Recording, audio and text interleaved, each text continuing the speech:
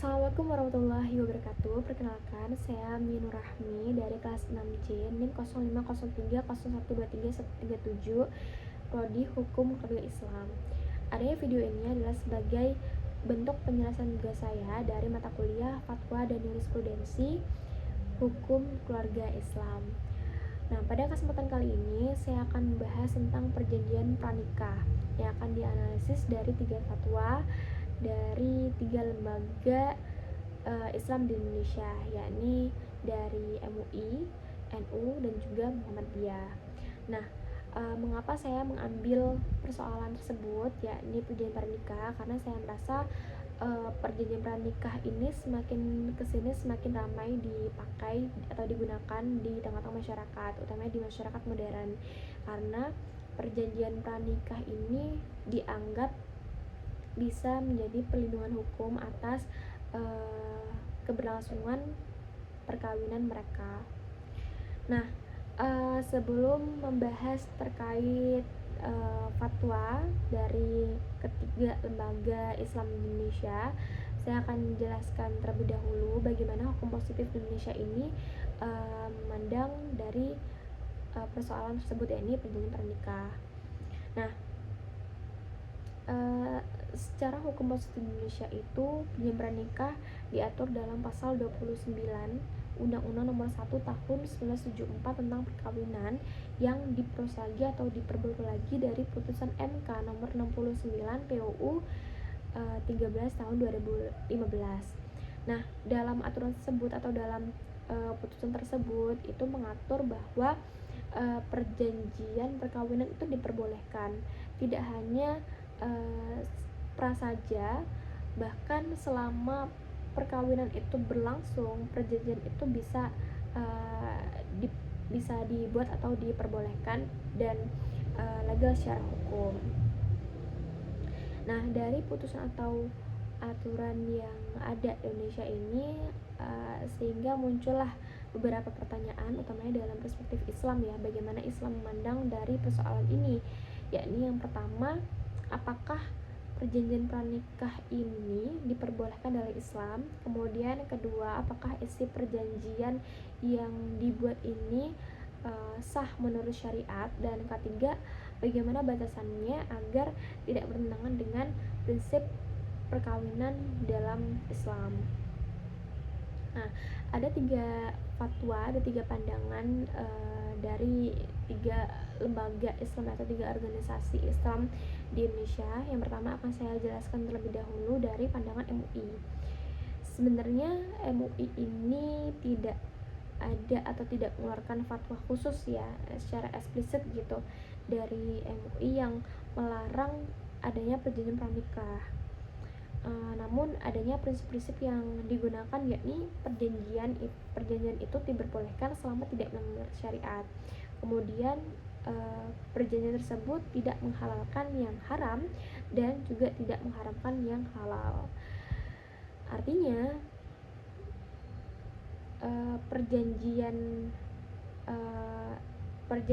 pranikah itu atau perjanjian yang dibuat itu sah selama tidak bertentangan dengan hukum Islam. Kemudian adapun dari pandangan NU, nah menurut NU ini perjanjian pranikah itu dapat dianalogikan sebagai konsep syarat dalam akad di fikih begitu. Nah, secara fikih klasik itu kan selagi syarat itu tidak bertentangan dengan tujuan pernikahan, maka syarat tersebut sah. Dan juga sebaliknya, jika syarat yang dibuat itu merusak akad, merusak dari tujuan perkawinan, maka perkawinannya akan menjadi tidak sah. Nah, dari pandangan NU ini cenderung membolehkan perjanjian pranikah selama pertama tidak menghilangkan hak dan kewajiban suami istri yang sudah diatur jelas dalam Islam. Kemudian yang kedua, tidak bertentangan dengan maqasid syariah atau tujuan pernikahan itu sendiri. Adapun dari pandangan Muhammadiyah, nah dari majelis tarjihnya Muhammadiyah berpendapat bahwa perjanjian pranikah itu diperbolehkan karena apa? Karena perjanjian pranikah itu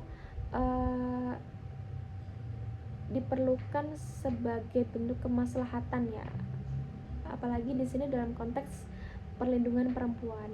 Dengan adanya banyak masalah ya, banyak kasus-kasus yang kita dengar akhir-akhir ini, apalagi korbannya itu banyak dari perempuan, dari korban KDRT ataupun dari tidak dipenuhinya haknya gitu, nafkahnya tidak didapat. Maka dari itu perjanjian pranikah itu justru diperbolehkan gitu, atau diperlukan dalam pandangan Muhammadiyah. Dan perjanjian pranikah itu diperbolehkan sebagai bentuk ijtihad modern. Kita melihat zaman kita sekarang ini semakin modern gitu, jadi kita melihat masyarakat ini sekarang semakin butuh dengan perjanjian pranikah tersebut. Namun Muhammadiyah tetap memberikan batasan-batasan, yakni yang pertama tidak bertentangan dengan Al-Quran dan Sunnah, dan kedua tidak merusak esensi pernikahan, di mana pernikahan itu adalah ibadah gitu. Nah, adapun analisisnya bagaimana persoalan perjanjian pranikah dari ketiga fatwa itu,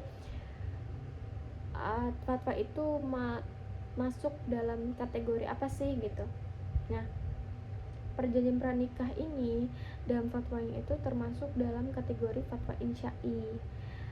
Nah, fatwa insya'i itu kan fatwa yang membahas hal baru ya, membahas masalah baru, kemudian secara eksplisit itu tidak ditemukan di Al-Quran ataupun di hadis, dan juga persoalan ini itu membutuhkan ijtihad ulama karena dia hadir di zaman sekarang ya, yang itu tidak ada di zaman dulu gitu. Nah, kenapa kok soal ini itu termasuk di fatwa insya'i? Adapun ada alasan-alasannya. Yang pertama, sebagaimana yang disampaikan sebelumnya, bahwasannya pada masa terdahulu, masa klasik itu, pada zamannya itu tidak ada perjanjian pranikah seperti sekarang, yang perjanjian pranikah ini kan bentukannya legal formal begitu. Nah, kemudian kedua, konteksnya ini berkembang karena sistem hukum modern. Kemudian ketiga, membutuhkan pendekatan baru melalui kias, kemudian maslahah dari kemanfaatannya, dan ketiga syariah atau pencegahan kemudaratan. Nah, dari sini bisa disimpulkan bahwasannya MUI, NU dan juga Muhammadiyah pada dasarnya memperbolehkan perjanjian pranikah selama syarat-syarat yang dibuat itu tidak bertentangan dengan prinsip syariat Islam. Selain itu, perjanjian pranikah ini termasuk dalam fatwa insya'i karena merupakan persoalan kontemporer yang membutuhkan ijtihad ulama. Mungkin itu saja terkait analisis fatwa dari persoalan perjanjian pranikah. Semoga dapat dipahami dan bermanfaat. Assalamualaikum warahmatullahi wabarakatuh.